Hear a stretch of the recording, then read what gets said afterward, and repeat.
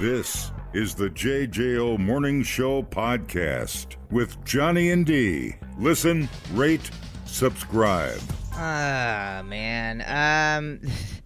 So Lynette Hooker's daughter is not happy about the stepfather. Brian's left the Bahamas, man. Brian Hooker, 59, he was like, my sole focus is to find my wife. And he said that just hours before he left the Caribbean country. Things that just aren't true. To deal with a family emergency. Yes. I didn't know saving your own ass was a medical condition. Evidently, that's in the big book of medical things. Lynette's daughter, Carly Aylesworth, 28 years old, said it shows he's not much of a man of his word. Brian, 59, landed in Atlanta, and his lawyer, Terrell Butler, said he returned to care for his very ill mom. Who just happens to be in, Guam. The search for Lynette has been interrupted by the investigation. I understand that investigations have to take place, but I'm going as soon as I can to start finding Lynette. That's what Brian said, who then bought a plane ticket to Atlanta. So figure that out. My geography's not great, but I'm pretty sure Atlanta's nowhere near the Bahamas. Man, it's too bad OJ isn't alive. He could go help him find his wife. Yeah. That's too bad. Brian was released without charge Monday after being held up in custody for 5 days. He said he intended to stay in the Bahamas until his visa expired, but nope. Carly is planning to travel to the Caribbean country today to join the authorities in their search. The daughter, yeah. Which could be scaled back as early as today. How long has she been missing now? What's it been, a week? I can't even keep track of this stuff. No.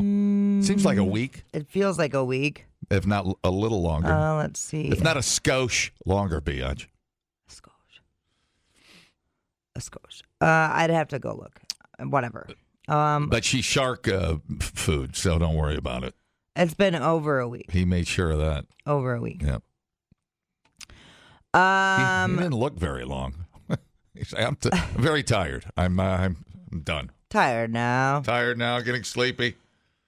Authorities are running out of places to search after looking into the tide, drift, and wind. The U.S. Coast Guard, who have already launched a criminal investigation, sent its K-9 team to join the search.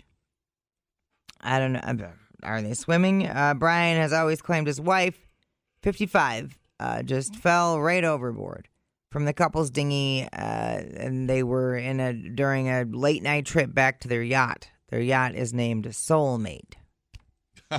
That's fitting. Said that his wife was swept away by the currents, but Carly, who wants a full and complete investigation, feared something more sinister may have happened at sea, alluding to Brian's history of alleged domestic violence. He has rejected such accusations. I said I had never harmed Lynette, and I never would harm Lynette, and I want to find Lynette. Now, notice he didn't say in there that he never harmed her. He said, I said I'd never harm Lynette, and I never would harm Lynette. I want to find Lynette. He never said, I never harmed her. Interesting. He said, I never would harm her. The plot thickens. I said I never would harm her. Right. I want to find her. He never said he never harmed her. It's been 10 days. It's been a long time. I don't think I've ever been apart from her in 25 years for this long, he said through tears. Was he really crying? Brian, who categorically and unequivocally, those are in squirrel knuckles, denies any wrongdoing in his wife's disappearance, said he would try to hire a boat and plane so he can carry out his own search. But I'm going to do it from Atlanta. Let me get this straight, sir. You left the Bahamas. Colombo here. I'm not wearing anything under this trench coat, by the way. By the way, that's important. You'll find out later. Anyways, he went to Atlanta all of a sudden. The next stop, he pulls up to the bank where the insurance company was for the life insurance. It all stacks up, sir. Do we need to go through this again, sir? Yes. Yeah, that's this dude. It's always the usual, The obvious. Yep. Yeah. I won't be able to stop looking, he told CBS News. Yeah. But that is a lie. He also revealed he wants to believe Lynette is still alive. He wants to believe Lynette is still Let me alive. tell you, how long were they married? Did it say? 25 years. No, you kids, listen to me. Wait till you're married 25 years. You'll push your wife out of a boat, too. I believe I've been told that people have lasted in the Bahamas after falling overboard for days and even weeks. Yeah. There are so many islands and so many sandbars. Of course, you think about alternatives to that, but I'm not really capable of just turning away from this, he said, as he turned away from this. She's somewhere on and an went island. to Atlanta. Yeah, she's somewhere on an island trying to crack open a coconut with an ice skate. That's from Castaway.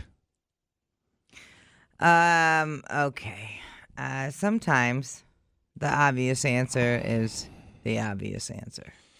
Yeah, and then she had the key, the ignition key or whatever. I thought it wasn't an outboard motor. It was just a little dinghy, whatever, right? Yeah. Most of those people.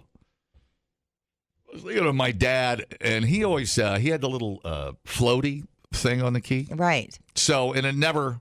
Why would he have it out of? And when did a outboard? I'd have to see the boat. I thought it was a tiny little boat with an outboard on it. Why would you need a key to an outboard? And it looked like, because I thought it was a hand steer outboard. That's what I thought too. I thought it was one of those little. But ones. whatever. She apparently had the key in her All right, pocket. so, anyways, long story short. Which is weird. Yeah, too. I thought that was really weird. And yeah, he had a paddle for hours and hours and hours. Yeah, well, it's convenient without a body. You just, it's his word against our word. I mean, we know what's up. I'm surprised he just didn't run a seaplane and push her out of the plane. Either way. Yeah. Well, they were at dinner, right? So was she all boozed up, or it was? They have a history of arguing when drinking. And drinking and fighting. That's right. The daughter said that. I forgot about that.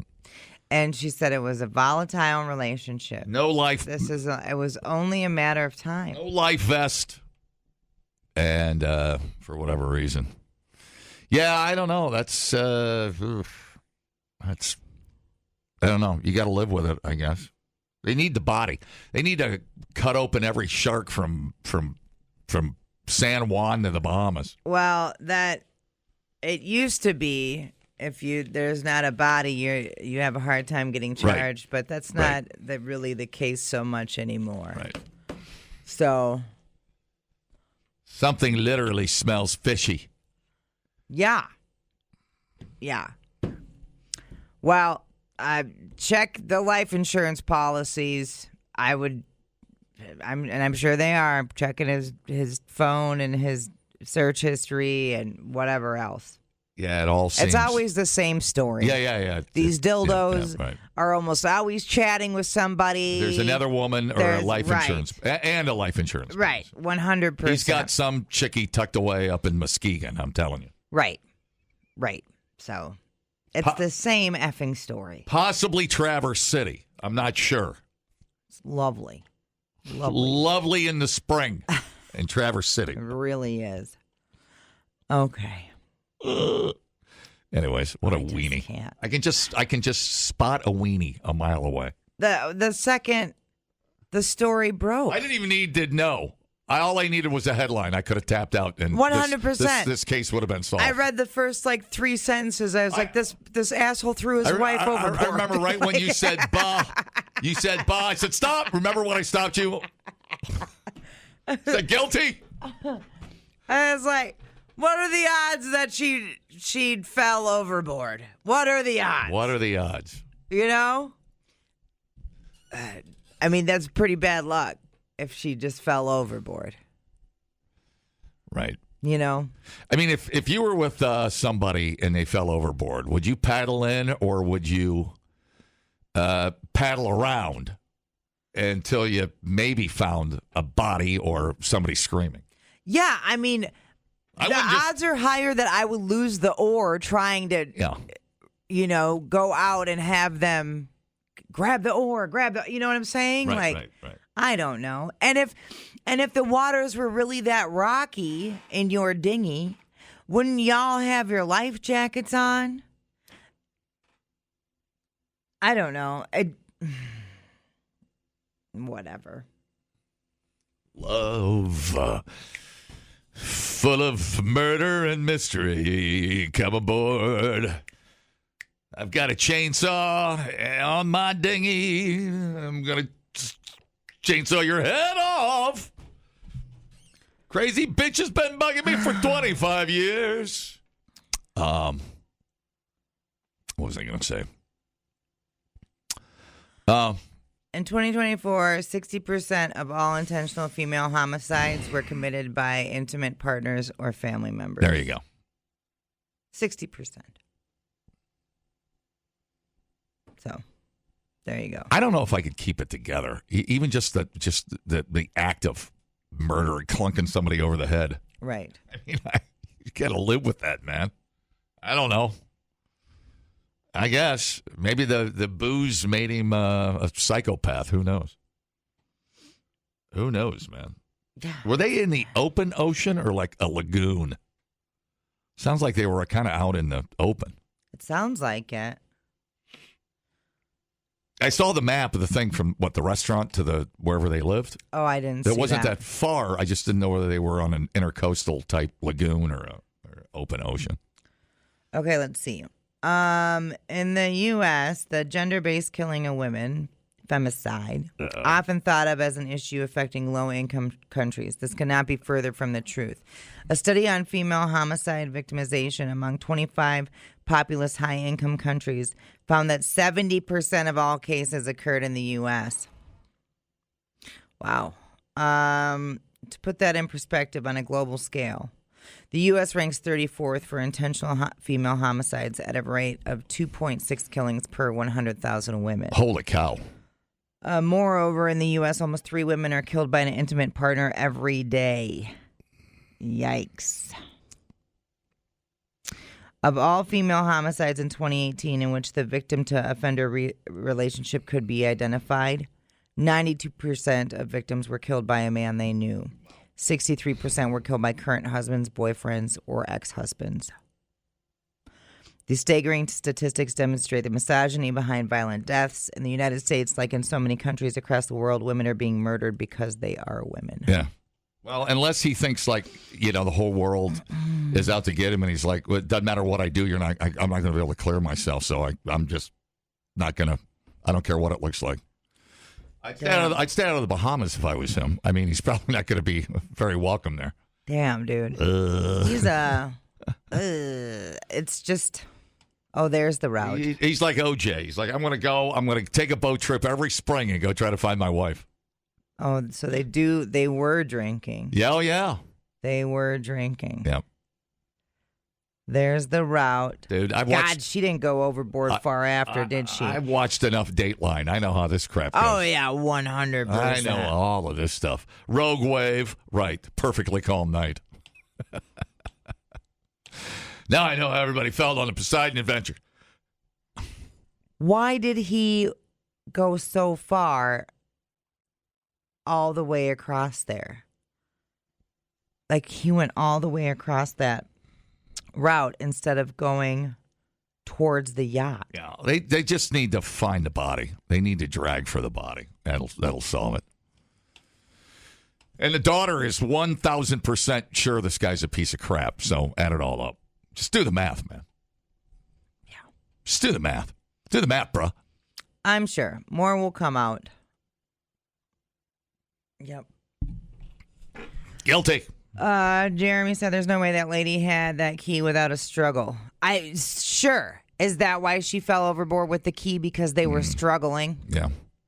It was a tiller motor, and if he was driving, there's no way she could get to it without fighting. He was probably there you go. He was probably drunk boat driving and or going the wrong way. And she's like, "You're a drunk idiot." And then the routine, they got right into the routine. She grabbed the key. No guys likes it when the chick grabs the key because the guy's always right. Clunk. Damn. Yeah. That's it. It's the old Bahama divorce, everybody. Let's look for the other lady. Yeah. I have to keep an eye on this guy. I'll have to follow this guy around for a while. See what's up. His mom's probably having a medical emergency because she's like, my son's a killer, for Christ's sake. Yeah. All right. Anyway, well, the court of JJO has found him guilty. Thank you. You can learn a lot listening to podcasts. Did you know that the hottest chili pepper in the world is so hot it could kill you? Or you can listen to this one. Bears can smell your menstruation. I can smell your menstruation. The JJO Morning Show Podcast.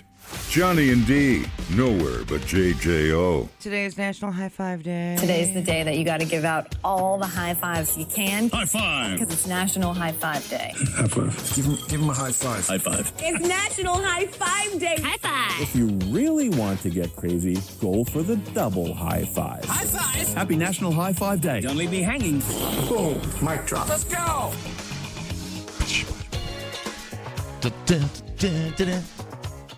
Yeah, buddy. Okay, let's go ahead and high five someone today. Let's see. Still high five people like randos at the gym or anything? No, I don't really talk to anyone at the gym. Like good effort, buddy. Oh, high five. That'll get you kicked out. Yeah, no. I barely make eye contact with anybody at the gym. Let's see here. Didn't a baseball player invent the high five? Why am I getting a flashback of that history? Yeah, let's see. I forget his name. During the last 1977 regular season Dodgers game, Dusty Baker hit the home run that made the team Dusty Baker, the first in history to have 4 players with at least 30 regular season home runs each. As Baker rounded third and headed home, Glenn Burke waited at home plate to congratulate him. In a moment that is Dodgers history but was never televised, Burke greeted his teammate by raising his hand, and they slapped hands in a victorious high five. Oh. During basketball's 1978-79 season, the University of Louisville basketball team switched up their regular low fives on the home court thanks to Wiley Brown and Derek Smith. Out of all triumphant sports gestures such as the fist bump, fanny slap, fist bump, end zone dance, and chest bump, high five stands in a class all its own. So that was in a 2-year span. Those are kind of the origin stories there.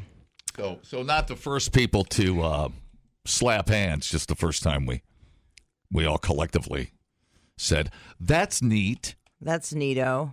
Yeah. How neato. You think like cavemen would have at some point just accidentally?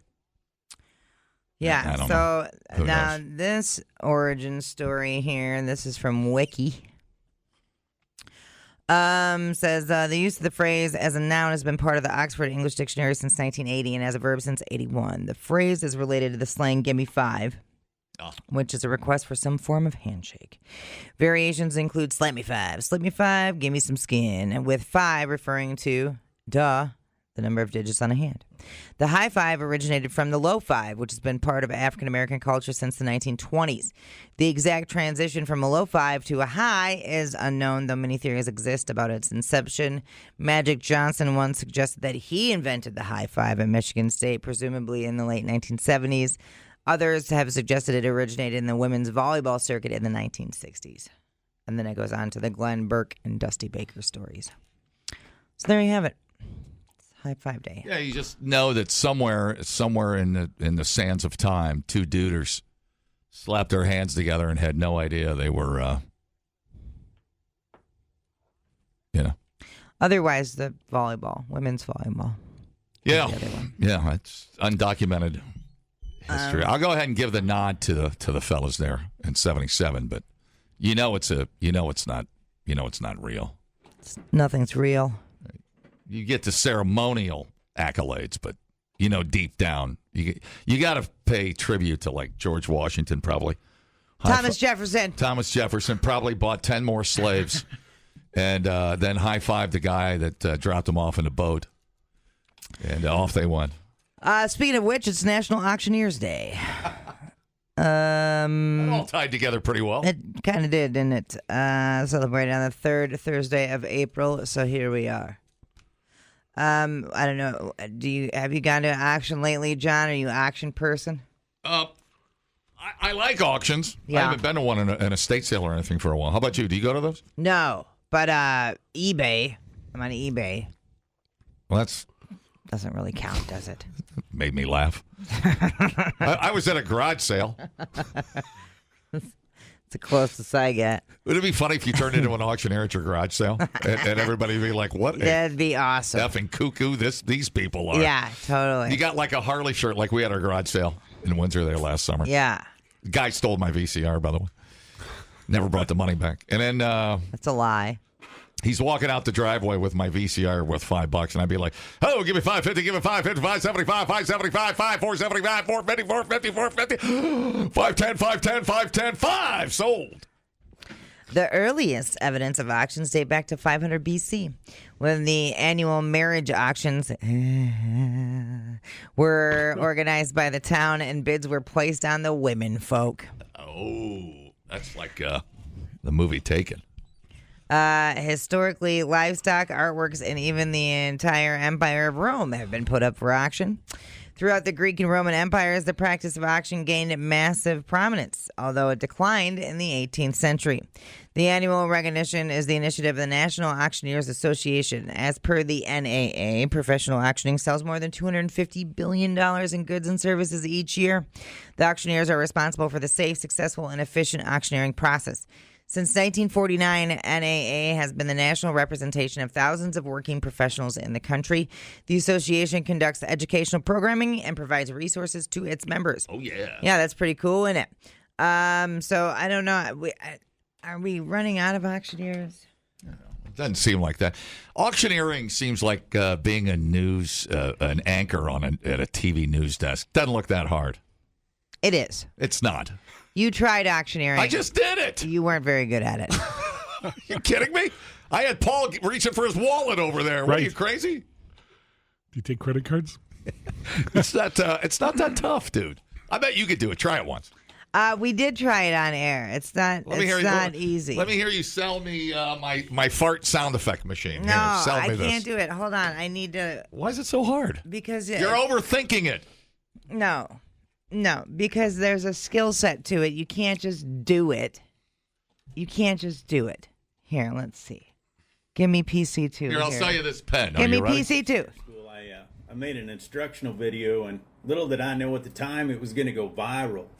And I see it quite often on TikTok, and I think it's had almost 50 million. Get to it. People reach out and ask a lot of questions on that auction chant and what more to do and things that we can do. And this auction chant, it's trained world champions. It's been the basics of a lot of great auction chants. And so that's the reason that I'm reaching out and doing this, because I think there's a whole bunch of people out there that want to be in the business or young in the business, and they Or wanna on the become a world radio champion, and have or to they do wanna it. be competitive at a level that they can be successful, and that's the one thing that I want to see people do is I want to pay it forward. I want to see people successful in this How about business, that? because Paying it the more forward, really John. good auctioneers we got in the business, the better this business is, and I still believe in true price All right, discovery. get to and so it. that's why I'm Jesus doing Christ. Get to it. Finish the story. the one thing is that auction chant, and if you'll find it on there, it's just the basics. $1, now $2, now $2. I just did now that.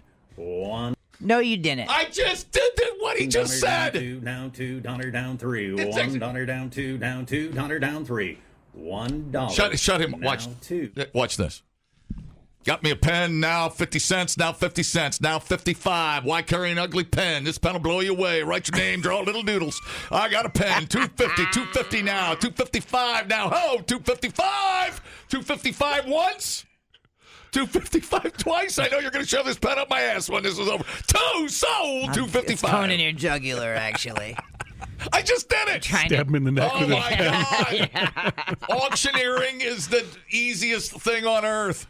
I love how you could just look at other people's jobs and be like, that's easy. It is. Paul, how hard is auctioneering? I don't know. I have never tried it. Oh my God, you're just siding with her to annoy me. I know you do this. That's every because time. he's a grown, mature individual who knows that other people's jobs are probably not as easy as it looks. What did I just do wrong? Well, hang on. What did I just do wrong selling you this pen? What did I do wrong? There was action. I described it. It's lovely. It's a great color. It feels good in your hands. What did I not do that would make you not want this pen? For $255, sold. I just did everything he said to do. First of all, I still am confused at the price that you had it at. Secondly, I'm pretty sure there's more to it than just the pricing. You have to get a license. That's all right. Our pen's 19 cents. And right? Well, I got to make a little something for myself. I mean, I keep 35%. Right, yeah. Oh, my God. And I think you have to... there's other things that go with it. What? Name one. Well, I'm sure there's other responsibilities to being an auctioneer. I don't think you just... I showed up for the auction. I have my little auctioneer hat on. I'm standing in front of a microphone. I have the item. I said the price. I gave everybody a shot to get in, and then I sold it. Pay me. John's verbal garage sale. That would be funny if we... I'm going to do that at our next garage sale. Stand out at the end of this. Every time somebody's just kind of just grazing on the table, I'm going to be like, oh, got a blender there, $1. Okay. I'll give it away for free because my mother-in-law dropped it off. She'll make me keep it, and I'll store it in my basement. It's going to suck. Oh, $1, I'm giving it away. $1.10, 50 cents, so. Okay. Well, here's the deal. Not bad. You have to... Your key responsibilities include marketing, appraising items. Did all that. Managing the bidding process. Did it. And you have to... ensure all sales comply with regulations, such as those regarding livestock, consumer protections, and specific state licensing requirements. Do you know all of that? You have to know all of that. Do you know all of that? Listen to me. Because you don't. Listen, you're because you don't. Here's the problem. You have to manage financial transactions. I mailed in my application online. Right. Conduct the action with fast-paced chant while ensuring legal compliance. What legal thing did I not just say? Well, to be an auctioneer, what you're auctioneering, if you're doing livestock or whatever. Not that tough. Okay. My job, on the other hand, I knew it. Takes years and years of quick wit, education, and imagination. And a great fart sound effect machine. Maybe you should read the auctioneer's manual over the weekend. I think your cadence kind of sucks, buddy. Oh, okay. See, that's personal. See, now she knows I'm already a great auctioneer, and now she's just picking on me. Everybody's cadence is different in the auctioneer game, my friend. Let me see if I got a real auctioneer on the phone. Let me see. Good. How'd I do? And also, to add to it, you have to do it as Bruce Buffer. What? Who's Bruce Buffer with all the intensity. Bruce Buffer, the announcer. Who's Bruce Buffer? Yes. Which guy is he? Buffer. What UFC, come on. Who's Bruce Buffer? The UFC announcer. Oh, okay. Sorry, I don't watch a lot of UFC. I do watch TNT though. Okay, thanks. All right, I'll work on that. Let me hear you do Bruce Buffer. It's time. 2. Cut. He sounds like the dude, the Undertaker manager. What was his name? I forget. Pallbearer. The pallbearer. Conrad says Johnny trying auctioneering is like watching someone with no rhythm dancing. I'm a white guy. Hi. He's a very white guy. Can I get one? Can I get one? Can I get another one? He's a fluffer for the buffer. You need to... Johnny seems to think being an auctioneer is just counting quickly and randomly. And yes, that's like 99% of it. What's your point? Anyways. Dude, don't hate me because you ain't me. That ain't it. How dare you? It's a list of other reasons, but that's okay. Crash and burn. Great morning show for about 10 minutes. Crash and burns. Oh, that was personal. Dude. That was so bad. Do not invoke the name Crash and Burns. How dare you, Sam? Replay today the JJO Morning Show podcast. Get up with Johnny and D. JJO. Okay, in a federal court in New York yesterday, a judge ruled that Live Nation and its subsidiary Ticketmaster created a monopoly. No kidding. That squashes competition and drives up ticket prices. So now we wait. We're not getting a refund, are we? No. We await the judge's decision on what we do about this. Not surprisingly, a lot of people are calling for the companies to be split apart. No. Back in 2024, the Biden Justice Department in nearly 40 states launched the lawsuit calling for a breakup of Live Nation and Ticketmaster. Last month, the DOJ under President Trump announced a settlement with the two companies and backed out of the lawsuit along with several states, but more than 30 states kept fighting, and yesterday they won. So it's been an ongoing thing is what we're trying to say here. And then, just the cheap... I don't know. Well, the day of the cheap concert is probably gone almost forever. Hard to put that one back in the bottle. I don't know. We'll see. But the guy that sells the ticket controls the venue as well. I mean, man, that is some bad juju right there. Right. Well, that is vertical integration, folks. The only thing they don't own is the band, which they probably kind of do. They do kind of control the band. Yeah. Where they tour, how they tour, where they go, where they don't go. Hey, don't play in that city. We don't own a venue. You got to go 30 miles east. We own the venue. Oh, my goodness. Yeah, pretty crazy. Yeah, well, there were people, but, back in 2009 when it was announced, or 2010, whenever the merger was, there were plenty of people that were like, hey, this is not going to be good. Didn't some emails come out, or it's a little foggy, about the Live Nation talking about the customers being, we got them by the short hairs, and like, what are they going to do about it? Yeah. That stuff. Yeah. Some leaked either telephone conversations or emails or something came out. I can't remember. Yeah. I'm like, oh, okay, thanks. And what are you going to do? So what? And? Yeah, it mocked the customers for being so stupid. Yeah, Yeah. A Live Nation employee amongst customers are so stupid and says the company is robbing them blind, baby. Yeah. Baby. Only a... Thanks, a-holes. Only a mobster words it like that. Uh-huh. Mobbing them blind, baby. Robbing them blind, baby. Yeah, thanks, dickhead. So what are they going to get, $1,000 fine, and we just keep on trucking, or what?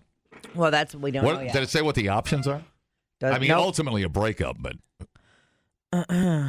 we don't know yet. I'd be shocked.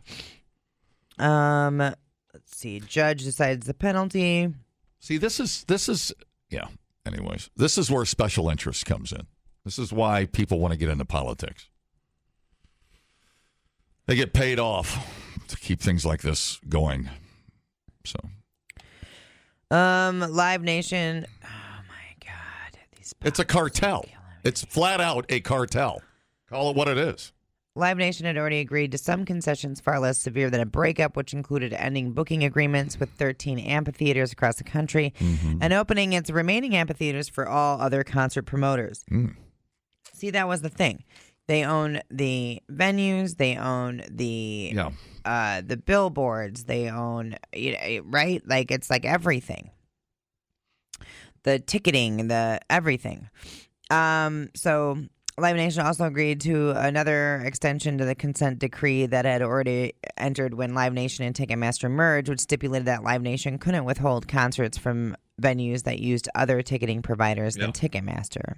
Remember when Pearl Jam was talking about this stuff 80 years ago? Mm-hmm. Yeah. They weren't wrong. No. But what were they going to do? What are you going to do? And then you can't play something too small if you're Pearl Jam because 80,000 people want to come to your show. Mm-hmm. So how does that work? What are you going to stand out in the corner and sell tickets? You can't. They own the venue. Yep. Yeah, it's pretty crazy. According to a verdict filed Wednesday in regard to damages, the jury determined Live Nation and Ticketmaster had overcharged fans by $1.72 a ticket. $1.70. Okay. That's it. Okay. Live Nation said it would renew its motion for judgment that the court had previously deferred until after the jury reached verdict. Company had also has a pending motion in regard to damages. Testimony related to the jury's damages award. The $1.72 a ticket applies to a limited number of tickets, those sold at 257 venues, which represent about 20% of total tickets, and only to purchases by fans, excluding brokers in certain states over the past 5 years. Based on that scope, we believe the aggregate single damages figure would be below $150 million. Woo! Of course, Live Nation can and will appeal any unfavorable rulings on these motions. Beyond the claims itself, evidence released in the trial had revealed some unflattering conversations between Live Nation representatives, perhaps most notably a set of exchanges between two regional employees bragging to each other about gouging concert goers on fees and parking spaces. Well, they're going to say, well, then if people don't want to pay the price, why do they keep coming to making these shows sold out? So it just, it does. I mean, it's frustrating, you know, you go to the Metallica at a Sphere or whatever. I mean, I don't know what your budget is for a concert. I mean, I paid a couple $100 for a show I really want to go to and didn't even get a great seat. But yeah, I'm done. Yeah. I'm done. I'm not paying a car payment. I don't even think I'm paying $100 for a show. Not giving up a car payment to go see a show? I'm over it. Well, yeah. You know, I'm freaking over it. What about Richard Marx? What if it's an intimate thing at the Pabst Theater? It's $300. No. Wow. No. That's amazing. What if you get to meet Richard Marx? No. What if you get to bottle feed Richard Marx before he goes out on stage? Do I get to burp the baby? I'll be right here waiting for you. Yeah, I'm just over it. Well, what about the scalpers? That doesn't even do anything. We haven't even talked about the little scalper duders. Yeah, how they work for Ticketmaster. Yeah. They're all kind of. It's all kind of in cahoots. So I don't. They're terrible. Yeah, we've crossed the Rubicon, as they say, and I don't think there's any going back from big ticket prices for big shows. Mm-hmm. Yeah, we're just numb to it. You know, what's $150 for a ticket? I mean, pretty normal. Not for this bitch. Ooh. Not for this bitch. She's a salty bitch. Just right. Well, but you know, like if it's at a special place like the Sphere, you know, you were thinking about it, right? But I mean, that goes beyond all of this crap. That's different. It feels different at a different place in a different city, which is a spectacle in itself. Mm-hmm. Because it's like going to the moon. Going to the Sphere is like going to the moon. You just want to go see it, right? So it's part of it. And it feels less schmarmy. Feels less taken advantage of. Yeah. Because $1,000, you're like, well, I'd be in Vegas anyways. What's another $1,000? Well, I'm not doing 1,000. You know, I won't gamble. My cap at that. I mean, I was like, I might do like $500-600. Not if I buy it for your birthday. But I was like, no, I'm not. You know. But I just can't. I'm not. I don't know. Even that, I'm just like, this is crazy. This is a crazy amount of money. And I think about the other stuff I could spend that money on that would last me longer than 3 hours. Yeah, think about, I think about businesses and monopolies. And like Walmart has, there's, for every Walmart, there's an Aldi. There's a Target, whatever, yada yada, dollar store, whatever, yada yada yada. Nothing feels more monopolized than Ticketmaster and Live Nation. Seriously, right? We broke up the phone company back in the day. Mm-hmm. Airlines, we broke up. Nothing feels like locked and screwed and blued and tattooed than these guys. 100%. Like they got you by the effing balls. Yeah. But people are, I mean, you bitch a little, but then you go to the show and you're like, oh, dude, rock. And, but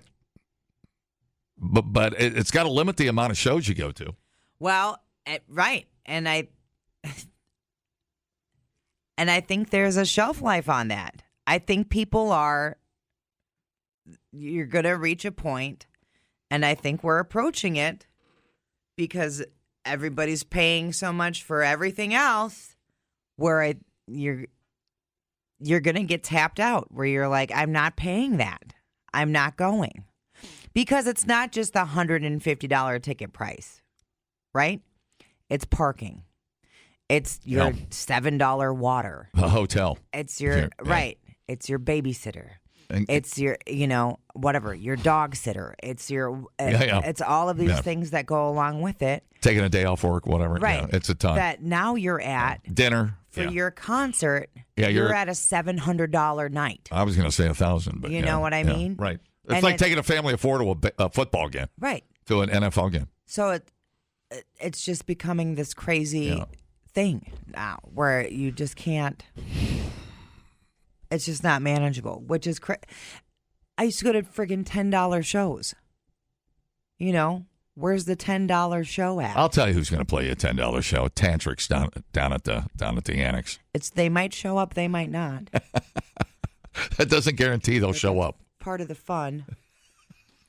Am I going to see your show or not? I don't know. It was only $10. It's a gamble. It's a gamble. Yeah. But no, isn't it like you do the math on it? Like there's big bands that charge big dollars, but they're also almost dead. Right. So there's that. You work that kind of into the equation a little bit. Yeah. I had a buddy go see the Stones in Vegas, paid $2,500 for one ticket. Yeah. But it was Vegas. He's got money. Yeah. Loves the Stones. Sure. Mick's 180 years old. Yeah, if you love them. And I think Mick was the guy that handed the sword to that guy in Indiana Jones when he was with the cup of Christ at the end. He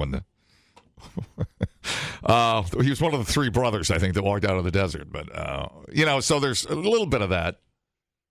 But I don't know. Go to Bruno Mars. It's freaking. Go to Justin Timberlake. It's $400. Yeah. It's crazy, man. No. So anyway, this will be interesting to see what they passed on. That was in front of a jury, right? Yeah. Interesting. So we don't know what the penalty will be yet, but we'll get out there. Maybe we'll get $1. Jared says those $16 beers hit different, though. Yeah. You don't spill any of those, man. Get a tap, $16 tap. Yeah. You ain't be spilling any of those. Yeah, you're enjoying every single sip. That's for sure. All right. The JJO Morning Show podcast with Johnny and D. Listen, rate, subscribe. Catch a new show every Monday through Friday, 6 till 10 a.m. on 94.1 JJO or streaming anywhere in the JJO app. Johnny and D, nowhere but JJO.